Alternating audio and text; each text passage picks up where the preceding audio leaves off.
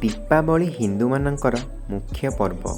ଏହି ପର୍ବ କାର୍ତ୍ତିକ ମାସ ଅମାବାସ୍ୟାରେ ପାଳନ କରାଯାଏ।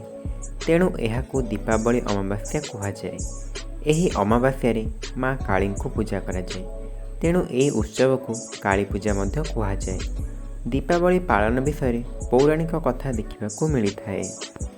କୁହାଯାଏ ରାମଚନ୍ଦ୍ର ରାବଣଙ୍କୁ ବଧ କରି ସୀତାଙ୍କୁ ନେଇ ଅଯୋଧ୍ୟାକୁ ଏହି ଅମାବାସ୍ୟା ଦିନ ପ୍ରତ୍ୟାବର୍ତ୍ତନ କରିଥିଲେ।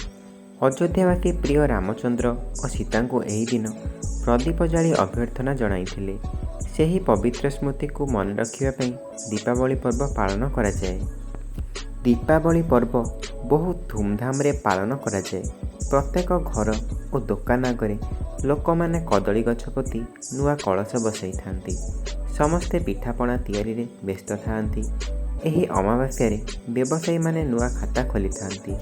ଦୂରରୁ ଦେଖିଲେ ଜଣାଯାଏ ସତେଅବା ଅନ୍ଧାର ଆକାଶରେ ତାରାଗୁଡ଼ିକ ମିଞ୍ଜିମିଞ୍ଜି ହେଉଛନ୍ତି। ରାତିରେ ଅନେକ ବାଣ ଫୁଟାଯାଏ। ଚତୁର୍ଦିଗ ନାନା ପ୍ରକାର ବାଣ ଫୁଟା ଶବ୍ଦରେ କମ୍ପି ଉଠେ। ଆକାଶରେ ରକେଟ ବାଣ ଉଡ଼ିଯାଏ।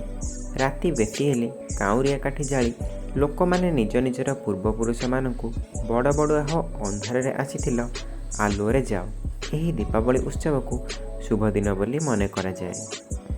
ଏହି ଅମାବାସ୍ୟା ଦିନ ଶ୍ୟମା ଦେବୀଙ୍କର ପୂଜା କରାଯାଏ। ମା କାଳୀଙ୍କର ପୂଜା 7 ଦିନ ଧରି ଚାଲିଥାଏ। ଓଡ଼ିଶାରେ କାଳୀ ପୂଜା 7 ଦିନ ଧରି ଚାଲେ।